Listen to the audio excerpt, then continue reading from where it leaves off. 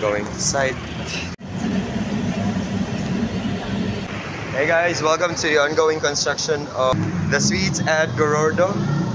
So this is the ongoing construction of the tower, and let's get inside the building. Yes, welcome to the 20th floor, guys. We're going to the standard deliverable unit here at the suites at Gorordo. So basically, Somerset yung